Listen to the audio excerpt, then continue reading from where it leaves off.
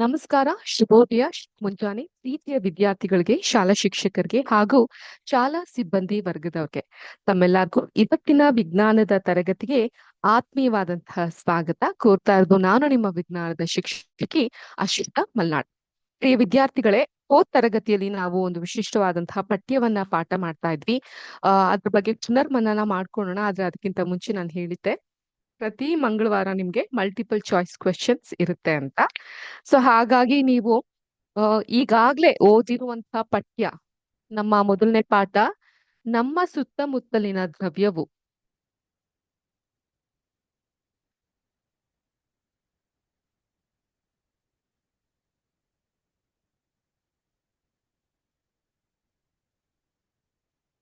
ಈ ಒಂದು ಪಠ್ಯದ ಕುರಿತಾದಂತಹ ಮಲ್ಟಿಪಲ್ ಚಾಯ್ಸ್ ಕ್ವೆಶನ್ ಅನ್ನ ನಾವು ನೋಡೋಣ.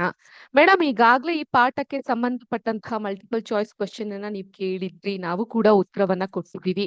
ಆದ್ರೂ ಕೂಡ ಕಲಿಬೇಕಾ? ಹೌದು, ಇದು ಬಹಳ ಒಂದು ಮುಖ್ಯವಾದಂತಹ ಪಾಠ. ಆದ್ರಿಂದ ಅದರಲ್ಲಿ ಇನ್ನೂ ಮಿಕ್ಕಿ ಉಳಿದಂತಹ ಮಲ್ಟಿಪಲ್ ಚಾಯ್ಸ್ ಕ್ವೆಶನ್ಸ್ ಗಳೇನಿದೆ, ಮತ್ತೆ ಸಾಧ್ಯವಾದಷ್ಟು ಎಷ್ಟು ಸಾಧ್ಯವಾಗುತ್ತೋ ಅಷ್ಟು ಈ ಮಲ್ಟಿಪಲ್ ಚಾಯ್ಸ್ ಕ್ವೆಶನ್ಸ್ ಗಳ ಜೊತೆಗೆ ನಿಮ್ಗೆ ಇಡೀ ಒಂದು ಪಾಠದಲ್ಲಿ ಇಂಪಾರ್ಟೆಂಟ್ ಪಾರ್ಟ್ಸ್ ಗಳು ಏನಿರುತ್ತೆ ಅದರ ಒಂದು ಪುನರ್ಮನನ ಮಾಡ್ಬೇಕು, ಒಂದು ರಿವಿಷನ್ ಮಾಡ್ಬೇಕು ಅನ್ನುವಂಥ ಉದ್ದೇಶದೊಂದಿಗೆ ಈ ಒಂದು ಮಲ್ಟಿಪಲ್ ಚಾಯ್ಸ್ ಕ್ವೆಶನ್ಸ್ ನ ನಾನು ನಿಮ್ಗೆ ಕೇಳಕ್ಕೆ ಸಿದ್ಧವಾಗಿ ಇಟ್ಕೊಂಡಿದ್ದೀನಿ.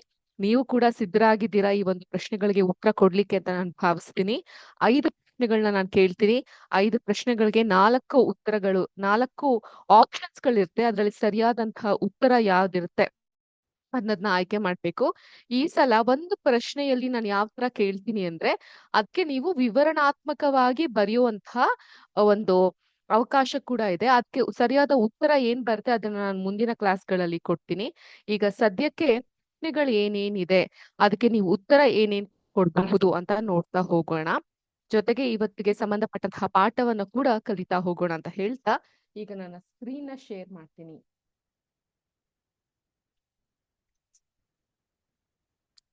ಎಲ್ಲಾರ್ಗೂ ನನ್ನ ಸ್ಕ್ರೀನ್ ಕಾಣ್ತಾ ಇದೆ ಅಂತ ಭಾವಿಸ್ತೀನಿ. ನಮ್ಮ ಸುತ್ತಮುತ್ತಲಿನ ದ್ರವ್ಯಗಳು ಈ ಒಂದು ಚಾಪ್ಟರ್ ನ ಕುರಿತಾದಂತಹ ಪಾಠ.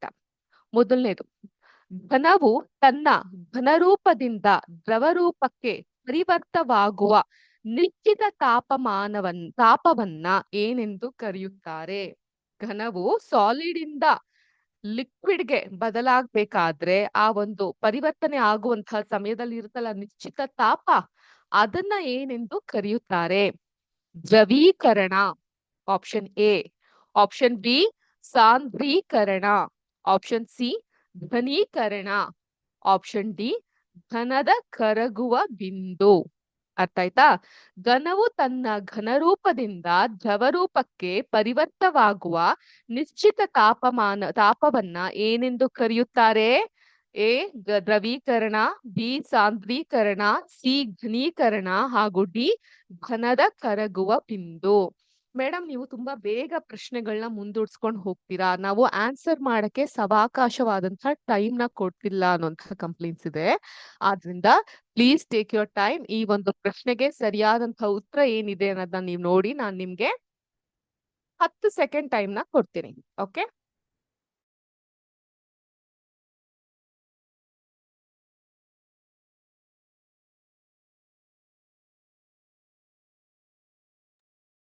ಆಯ್ತು ಅಂತ ಭಾವಿಸ್ತೀನಿ. ಮುಂದಿನ ಪ್ರಶ್ನೆಗೆ ಹೋಗೋಣ. ಪ್ಯಾಸ್ಕಲ್ ಮೂಲಮಾನ ಯಾವ ಭೌತಿಕ ಪರಿಮಾಣಗಳಿಗೆ ಸಂಬಂಧಿಸಿದೆ? ಪ್ಯಾಸ್ಕಲ್ ಮೂಲಮಾನ ಯಾವ ಭೌತಿಕ ಪರಿಮಾಣಗಳಿಗೆ ಸಂಬಂಧಿಸಿದೆ? ಆಪ್ಷನ್ ಎ ತಾಪ, ಆಪ್ಷನ್ ಬಿ ಒತ್ತಡ, ಆಪ್ಷನ್ ಸಿ ತೂಕ, ಆಪ್ಷನ್ ಡಿ ರಾಶಿ. ಇನ್ನೊಮ್ಮೆ, ಪ್ಯಾಸ್ಕಲ್ ಮೂಲಮಾನ ಯಾವ ಭೌತಿಕ ಪರಿಮಾಣಗಳಿಗೆ ಸಂಬಂಧಿಸಿದೆ? ಆಪ್ಷನ್ ಎ ತಾಪ, ಆಪ್ಷನ್ ಬಿ ಒತ್ತಡ, ಆಪ್ಷನ್ ಸಿ ತೂಕ, ಆಪ್ಷನ್ ಡಿ ರಾಶಿ. ಓಕೆ, ಈ ಪ್ರಶ್ನೆಗೆ ಸರಿಯಾದಂತಹ ಉತ್ತರವನ್ನ ನೀಡಿ.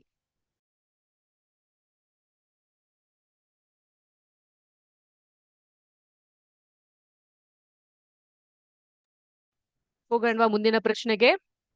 3ನೇ ಪ್ರಶ್ನೆ ಹೀಗಿದೆ: ಅತಿಯಾದ ತಾಪವನ್ನು ಮತ್ತು ಶಕ್ತಿಯುತ ಕಣಗಳೊಂದಿಗೆ ವಿದ್ಯುತ್ ಆವೇಶವನ್ನ ಹೊಂದಿರುವಂತಹ ಸ್ಥಿತಿಯನ್ನ ಏನೆಂದು ಕರೆಯುತ್ತಾರೆ? ಆಪ್ಷನ್ ಎ ಉತ್ಪತನ, ಆಪ್ಷನ್ ಬಿ ಕುದಿಬಿಂದು, ಆಪ್ಷನ್ ಸಿ ಬಾಷ್ಪೀಕರಣ, ಆಪ್ಷನ್ ಡಿ ಪ್ಲಾಸ್ಮಾ. ಇನ್ನೊಮ್ಮೆ ಪ್ರಶ್ನೆ, ಅತಿಯಾದ ತಾಪವನ್ನು ಮತ್ತು ಶಕ್ತಿಯುತ ಕಣಗಳೊಂದಿಗೆ ವಿದ್ಯುತ್ ಆವೇಶವನ್ನ ಹೊಂದಿರುವಂತಹ ಸ್ಥಿತಿಯನ್ನ ಏನೆಂದು ಕರೆಯುತ್ತಾರೆ? ಆಪ್ಷನ್ ಎ ಉತ್ಪತನ, ಆಪ್ಷನ್ ಬಿ ಕುದಿಬಿಂದು, ಆಪ್ಷನ್ ಸಿ ಬಾಷ್ಪೀಕರಣ, ಆಪ್ಷನ್ ಡಿ ಪ್ಲಾಸ್ಮಾ.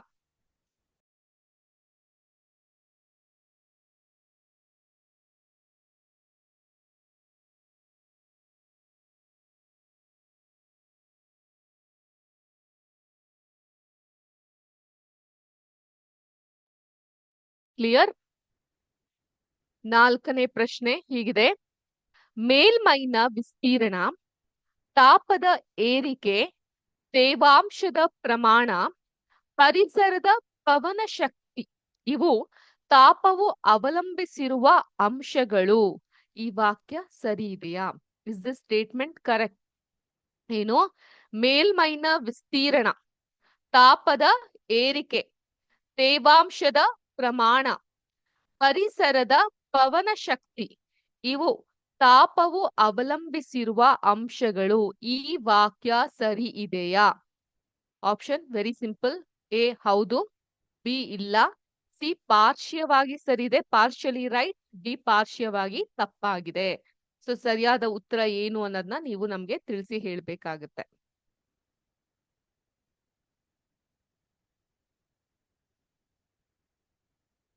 ಓಕೆ,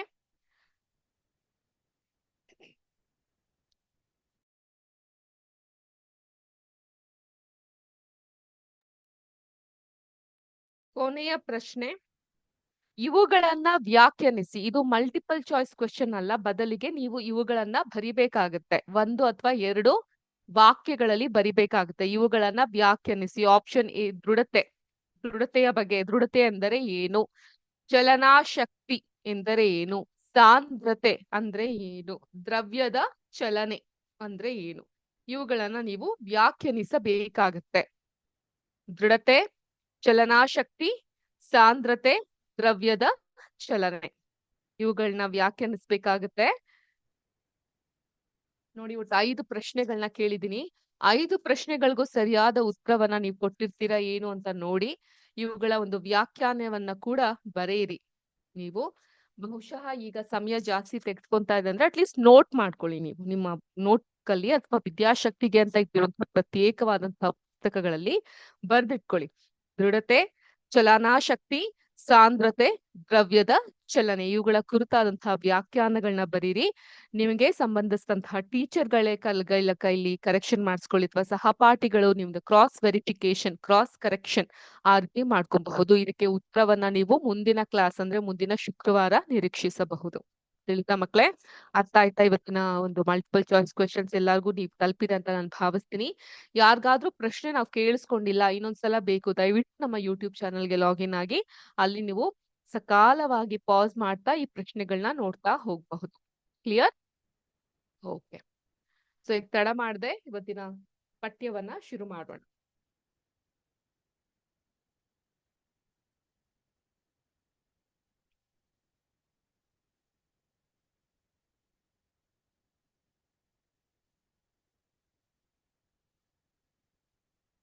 ನಾವು ಹೋದ್ ಕ್ಲಾಸ್ ನಲ್ಲಿ ಆಹಾರ ಸಂಪನ್ಮೂಲಗಳಲ್ಲಿ ಸುಧಾರಣೆ ಅನ್ನುವಂಥ ಪಾಠವನ್ನ ಕಲಿತಾ ಇದ್ವಿ.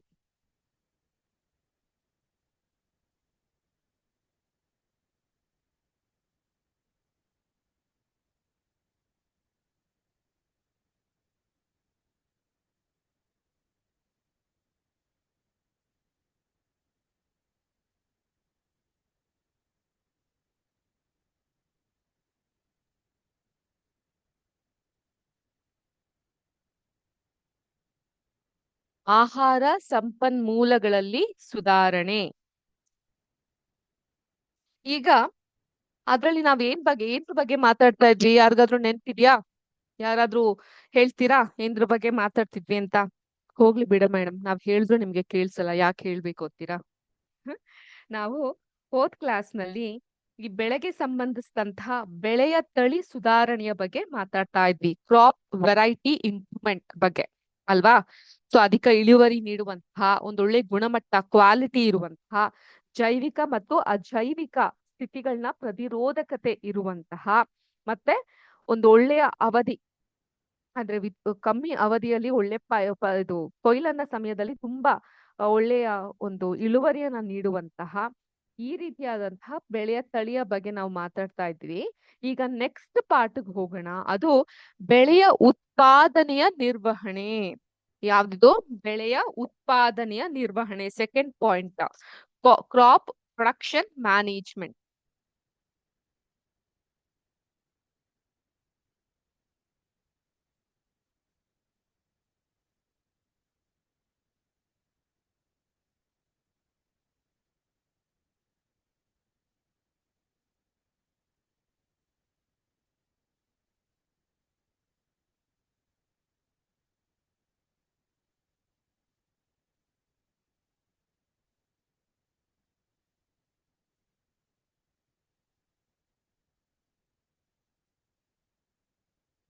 ಬೆಳೆ ಉತ್ಪಾದನೆಯ ನಿರ್ವಹಣೆ.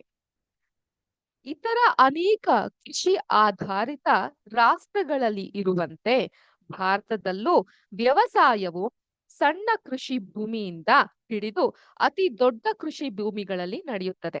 ಹೀಗೆ ಬೇರೆ ಬೇರೆ ರೈತರು ಹೆಚ್ಚು ಅಥವಾ ಕಡಿಮೆ ಕೃಷಿ ಭೂಮಿ, ಹಣ ಹಾಗೂ ಮಾಹಿತಿ ಮತ್ತು ತಂತ್ರಜ್ಞಾನಗಳ ಲಭ್ಯತೆಯನ್ನ ಹೊಂದಿದ್ದಾರೆ. ಸಂಕ್ಷಿಪ್ತವಾಗಿ ಹೇಳುವುದಾದರೆ ಹಣ ಅಥವಾ ಆರ್ಥಿಕ ಪರಿಸ್ಥಿತಿಯು ರೈತರನ್ನ ವಿಭಿನ್ನ ಕೃಷಿ ಪದ್ಧತಿಗಳು ಮತ್ತು ಕೃಷಿ ತಂತ್ರಜ್ಞಾನಗಳನ್ನ ಅಳವಡಿಸಿಕೊಳ್ಳಲು ಅನುವು ಮಾಡಿಕೊಡುತ್ತದೆ. ಅಧಿಕ ಒಳಸುಡಿ ಮತ್ತು ಇಳುವರಿಯ ಮಧ್ಯೆ ಪರಿಸರ ಸಂಬಂಧವಿದೆ. ಹೀಗೆ ಒಳಸುರಿಯನ್ನ ನಿರ್ವಹಿಸುವ ಒಬ್ಬ ರೈತನ ಕೊಂಡುಕೊಳ್ಳುವ ಸಾಮರ್ಥ್ಯವು ಕೃಷಿ ಪದ್ಧತಿ ಮತ್ತು ಉತ್ಪಾದನಾ ಪದ್ಧತಿಗಳನ್ನ ನಿರ್ಧರಿಸುತ್ತದೆ.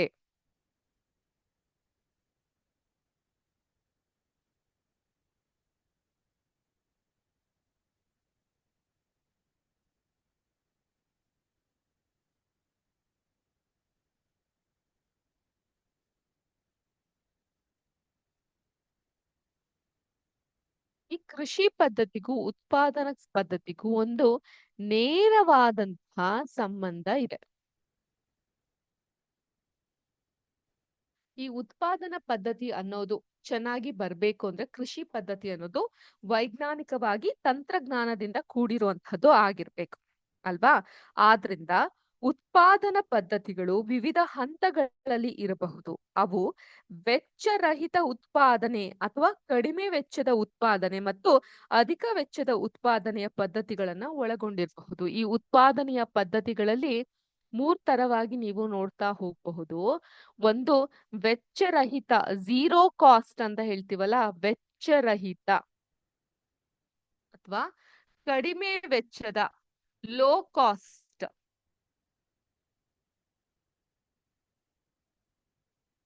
ಅಥವಾ ಅಧಿಕ ವೆಚ್ಚದ,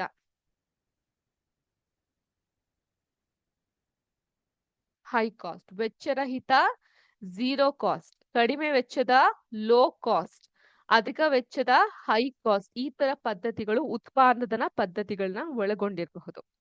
ಈಗ ಅದ್ರ ಬಗ್ಗೆ ತಿಳ್ಕೊಬೇಕಂದ್ರೆ ನಾವು ಪೋಷಕ ನಿರ್ವಹಣೆ ಹೇಗ್ ಮಾಡ್ತೀವಿ ಅನ್ನೋದ್ರ ಬಗ್ಗೆ ತಿಳ್ಕೊಂತಾ ಹೋಗ್ಬೇಕಾಗತ್ತೆ.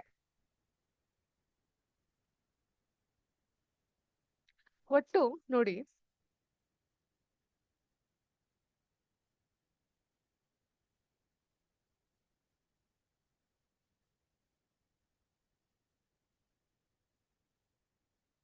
ಒಂದು ಗಿಡದಿಂದ ನಾವು ಸಂಪೂರ್ಣವಾಗಿ ಅದರಲ್ಲಿರುವಂತಹ ರಿಸೋರ್ಸಸ್ ನ ಎಕ್ಸಾಸ್ಟ್ ಮಾಡ್ಬೇಕು ಅಥವಾ ಸಂಪೂರ್ಣವಾದಂತಹ ಒಂದು ಪ್ರಗತಿಯನ್ನ ಅಥವಾ ಲಾಭವನ್ನ ಪಡ್ಕೊಬೇಕು ಅಂತ ಹೇಳಿದ್ರೆ ನಾವು ಅರ್ಥ ಮಾಡ್ಕೊಬೇಕು, ಸಸ್ಯಗಳಿಗೆ 16 ಪೋಷಕಾಂಶಗಳ ಅಗತ್ಯವಿದೆ. Very important. ಸಸ್ಯಗಳಿಗೆ 16 ಪೋಷಕಾಂಶಗಳ ಅಗತ್ಯವಿದೆ.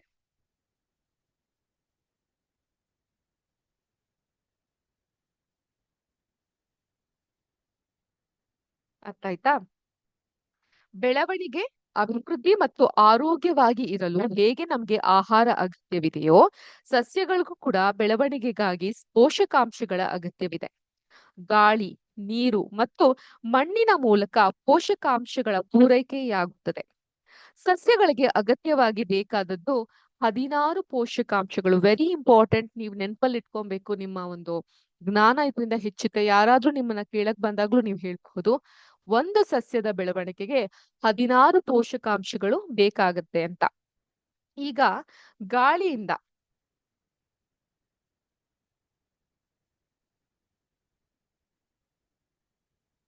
ಏನೇನ್ ಸಿಗುತ್ತೆ? ಕಾರ್ಬನ್ ಮತ್ತೆ ಆಕ್ಸಿಜನ್ ಅಲ್ವಾ? ಅದೇ ರೀತಿ ನೀರಿನಿಂದ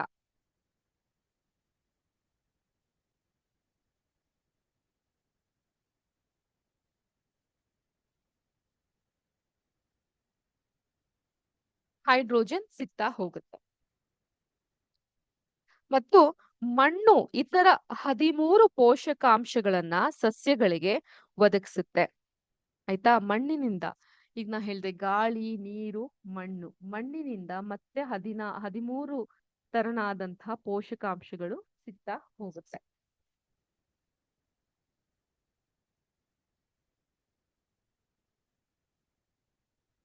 ಈ 13 ಪೋಷಕಾಂಶಗಳಲ್ಲಿ 6 ಪೋಷಕಾಂಶಗಳು ಅಧಿಕ ಪ್ರಮಾಣದಲ್ಲಿ ಬೇಕಾಗುತ್ತೆ ಮತ್ತು ಹೀಗಾಗಿ ಅವುಗಳನ್ನ ಪೋಷಕಾಂಶಗಳು ಅಥವಾ ಮ್ಯಾಕ್ರೋ ನ್ಯೂಟ್ರಿಯೆಂಟ್ಸ್ ಅಂತ ಕರೀತಾರೆ.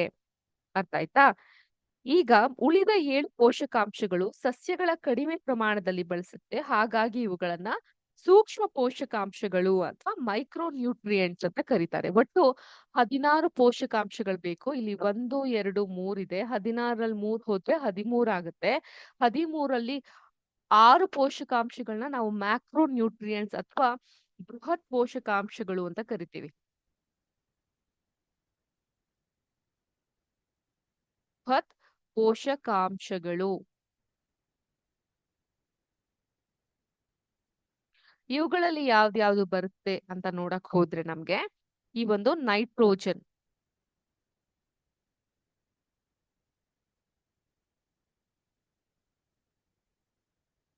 ಫಾಸ್ಫರಸ್,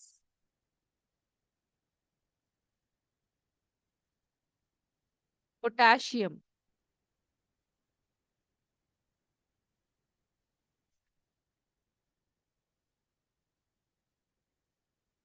ಕ್ಯಾಲ್ಸಿಯಂ,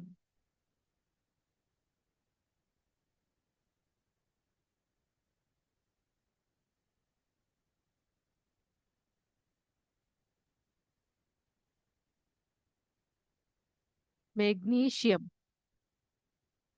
ಹಾಗೂ sulphur. Nitrogen, phosphorus, potassium, calcium, magnesium, sulphur. ಯಾವ್ದಿದು? ಮಣ್ಣಿನಿಂದ ನಮ್ಗೆ ಸಿಗುವಂತಹ ಬೃಹತ್ ಪೋಷಕಾಂಶಗಳು ಅಥವಾ ಮ್ಯಾಕ್ರೋ ನ್ಯೂಟ್ರಿಯೆಂಟ್ಸ್ಗಳು. ಅರ್ಥ ಆಯ್ತಾ? ಇನ್ನು ಇದೇ ಮಣ್ಣಿನಿಂದ ನಮ್ಗೆ ಸಿಗುವಂತಹ ಸೂಕ್ಷ್ಮ ಪೋಷಕಾಂಶಗಳು ಯಾವ್ದ್ಯಾವ್ದು ನೋಡೋಣ. ಸ್ವಲ್ಪ ಟಿಲ್ಟ್ ಮಾಡ್ತೀನಿ ಕ್ಯಾಮ್ರಾವನ್ನ.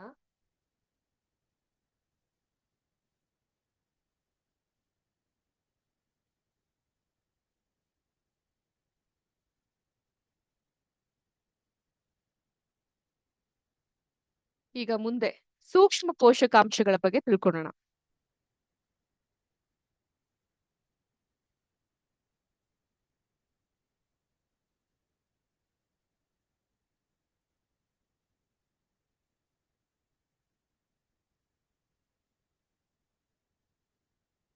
ಸೂಕ್ಷ್ಮ ಪೋಷಕಾಂಶಗಳು ಯಾವ್ಯಾವು ಅದ್ರಲ್ಲಿ? ಕಬ್ಬಿಣ,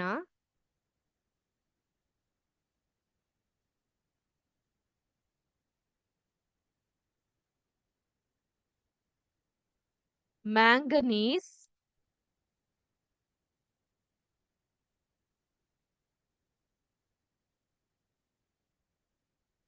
ಬೋರಾನ್, ಸತು ಅಂದ್ರೆ ಜಿಂಕ್, ತಾಮ್ರ,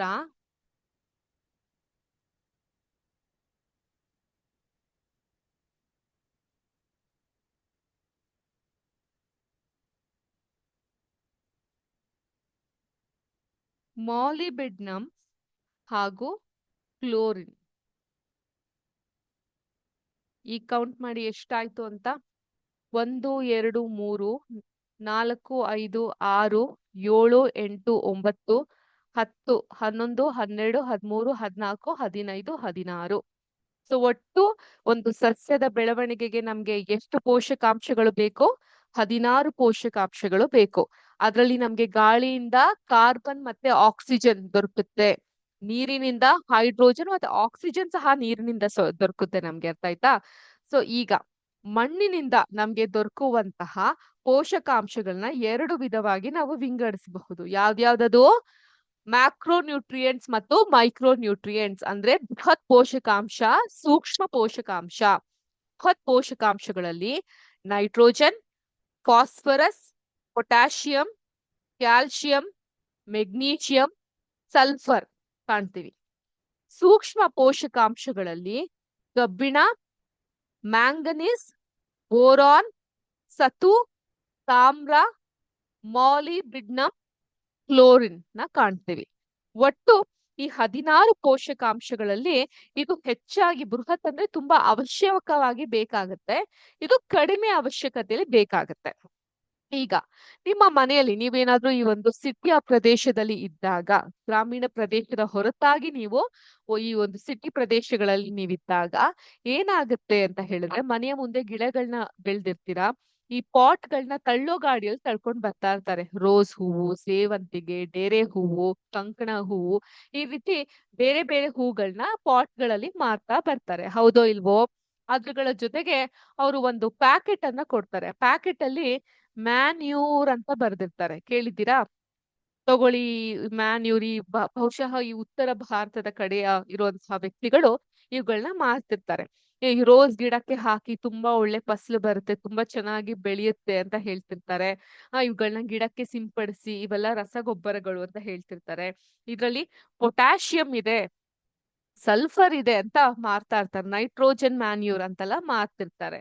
ಸೊ ಈಗ ನಿಮ್ಗೆ ಅರ್ಥ ಆಗಿರ್ಬೇಕು, ಒಂದು ಗಿಡವನ್ನ ಬೆಳಿಬೇಕಾದ್ರೆ ನಮ್ ಗಾಳಿಯಿಂದ ಆರಾಮಾಗಿ ನಾವ್ ವೆಚ್ಚ ಮಾಡೋ ಅವಶ್ಯಕತೆ ಇಲ್ಲ. ಕಾರ್ಬನ್ ಆಕ್ಸಿಜನ್ ಸಿಗುತ್ತೆ, ಹೈಡ್ರೋಜನ್ ಸಿಗುತ್ತೆ. ಆದ್ರೆ ನಾವು ಪಾಟ್ ನಲ್ಲಿ ಬೆಳೆಯುವಂತಹ ಗಿಡಕ್ಕೆ, ಆ ಮಣ್ಣುಗಳಿಗೆ ಸಾವಕಾಶವಾಗಿ ಗಿಡಗಳು ಬೇಕಂದ್ರೆ ಈ ಮ್ಯಾನ್ಯೂರ್ ಮೂಲಕ ಈ ತರ ನೈಟ್ರೋಜನ್, ಫಾಸ್ಫರಸ್, ಪೊಟ್ಯಾಷಿಯಂ ಅಥವಾ ಮಿಕ್ಸ್ ಆಗಿರುವಂತದ್ದು ಮಾರಾಟ ಮಾಡ್ತಾ ಬರ್ತಾರೆ. ಈ ಪೋಷಕಾಂಶಗಳ ಕೊರತೆಯು ಸಸ್ಯಗಳ ಸಂತಾನೋತ್ಪತ್ತಿ ಅಂದ್ರೆ ರೀಪ್ರೊಡಕ್ಷನ್, ಬೆಳವಣಿಗೆಗೆ ಮತ್ತು ರೋಗಗಳ ಪ್ರಭಾವಕ್ಕೆ ಸಿಲುಕುವುದು ಇವೇ ಮುಂತಾದ ಶಾರೀರಿಕ ಕ್ರಿಯೆಗಳ ಮೇಲೆ ಪ್ರಭಾವ ಬೀರುತ್ತದೆ. ಇಳುವರಿಯನ್ನ ಹೆಚ್ಚಿಸಲು ಸಾವಯವ ಗೊಬ್ಬರ ಹಾಗೂ ರಸಗೊಬ್ಬರಗಳ ಮೂಲಕ ಈ ಪೋಷಕಾಂಶಗಳನ್ನ ಪೂರೈಸಿ ಮಣ್ಣನ್ನ ಪುಷ್ಟೀಕರಿಸಬೇಕಾಗುತ್ತದೆ. ಅರ್ಥ ಆಯ್ತಾ?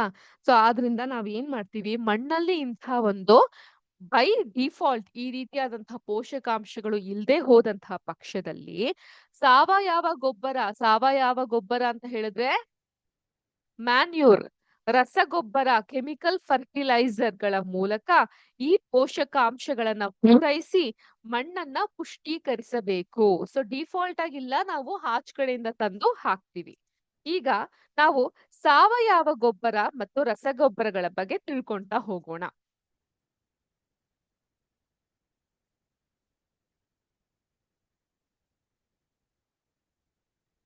ಸ್ವಲ್ಪ ಟಿಲ್ಟ್ ಮಾಡ್ತೀನಿ. ಸೊ ಈಗ ಕಾಣ್ತಾ ಇರಬಹುದು. ಇವಾಗ ನಾವು ಸಾವಯವ ಗೊಬ್ಬರ ಹಾಗೂ ರಸಗೊಬ್ಬರಗಳ ಬಗ್ಗೆ ತಿಳ್ಕೊಂತಾ ಹೋಗೋಣ.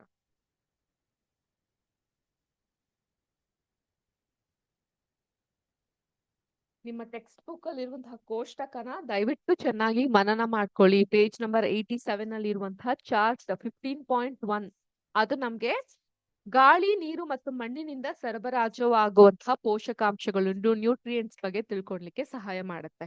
ಅರ್ಥ ಆಯ್ತಾ? ಈಗ ಸಾವಯವ ಗೊಬ್ಬರ ಅಥವಾ ಮ್ಯಾನ್ಯೂರ್ ಬಗ್ಗೆ ತಿಳ್ಕೊಳ್ಳೋಣ.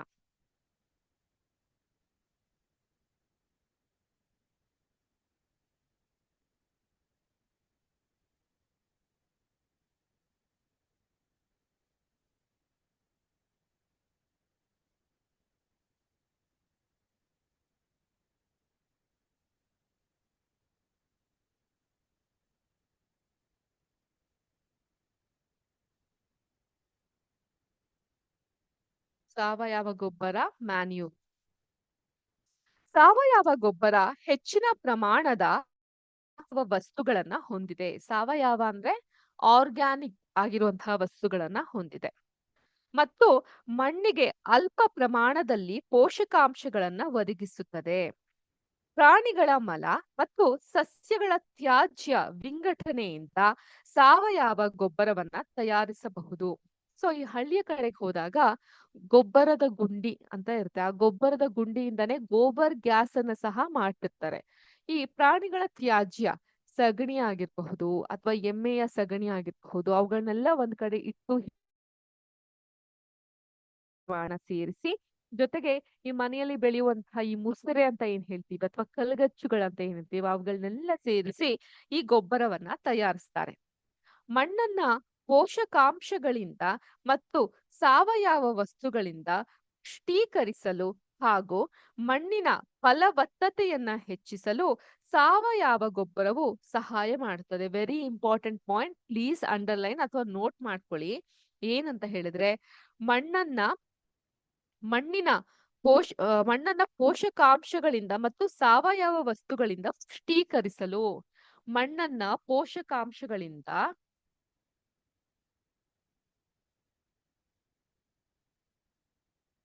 ಹಾಗೂ ಸಾವಯವ ಅಂದ್ರೆ ಆರ್ಗ್ಯಾನಿಕ್ ಸಾವಯವ ವಸ್ತುಗಳಿಂದ ಪುಷ್ಟೀಕರಿಸಲು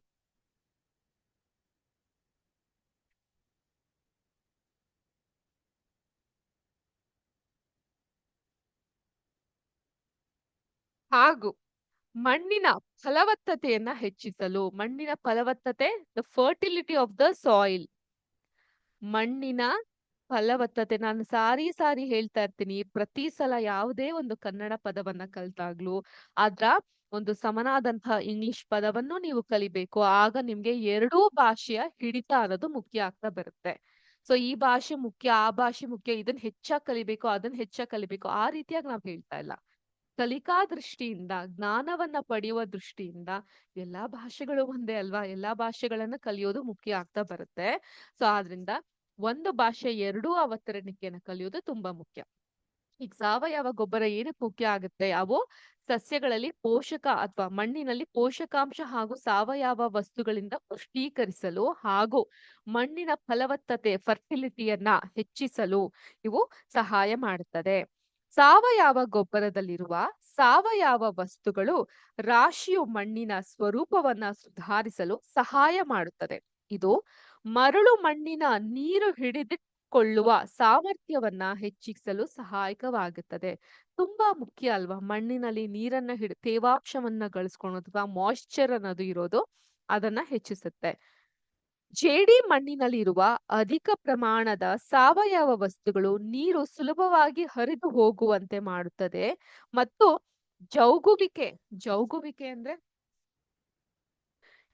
ನೀರು ಜೌಗುಂಟಾಗಿದೆ ಅಂತ ನಾವು ಕೇಳಿರಬಹುದು. ಜೌಗುವಿಕೆ ಅಂತ ಹೇಳಿದ್ರೆ ಏನು? Water logging. ಕೆಲವೊಂದ್ಸತಿ ನೀವು ಸಸ್ಯಗಳಿಗೆ ನೀರನ್ನ ಹಾಕಿದಾಗ ನೀರ್ ಎಲ್ಲೂ ಹೋಗದ ಅದೇ ಜಾಗದಲ್ಲಿ ಹಿಂಗ್ ಸುತ್ತುವರಿತಲ್ಲ, ಅದನ್ನ ವಾಟರ್ ಲಾಗಿಂಗ್ ಅಥವಾ ಜಾವುಗುವಿಕೆ ಅಂತ ಕರಿತೀವಿ. ಅಂತಹ ಜಾವುಗುವಿಕೆಯನ್ನ ಕೂಡ ಈ ಒಂದು ಸಾವಯವ ಗೊಬ್ಬರ ತಪ್ಪಿಸುತ್ತೆ. ಸಾವಯವ ಗೊಬ್ಬರಗಳ ಬಳಕೆಯ ಮೂಲಕ ನಾವು ಜೈವಿಕ ತ್ಯಾಜ್ಯ ಅಂದ್ರೆ ಬಯೋಲಾಜಿಕಲ್ ವೇಸ್ಟ್ ಅನ್ನ ಬಳಸ್ತಾ ಇದ್ದೀವಿ. ಇದು ಅತಿಯಾದ ರಸಗೊಬ್ಬರ ಬಳಕೆಯಿಂದ ನಮ್ಮ ಪರಿಸರವನ್ನ ರಕ್ಷಿಸಲು ಅನುಕೂಲಕರವಾಗಿದೆ. ಸೊ ಇದ್ರಲ್ಲಿ ನಾನೊಂದು ಪಾಯಿಂಟ್ ನ ಕೊಡ್ತಾ ಇದ್ದೀನಿ ನಿಮ್ಗೆ. ರಸಗೊಬ್ಬರಗಳು ನಮ್ಮ ಪರಿಸರಕ್ಕೆ ಹಾನಿ ಉಂಟು ಮಾಡುತ್ತೆ, ಅವು ಅನಾನುಕೂಲ. ಆದ್ರಿಂದ ಅನುಕೂಲವಾದಂತಹದ್ದು ಯಾವುದು? ಸಾವಯವ ಗೊಬ್ಬರ. ಯಾಕಂದ್ರೆ ಇದು ತಯಾರಾಗೋದು ಜೈವಿಕ ತ್ಯಾಜ್ಯ, ಬಯೋಲಾಜಿಕಲ್ ವೇಸ್ಟ್ ಇಂದ.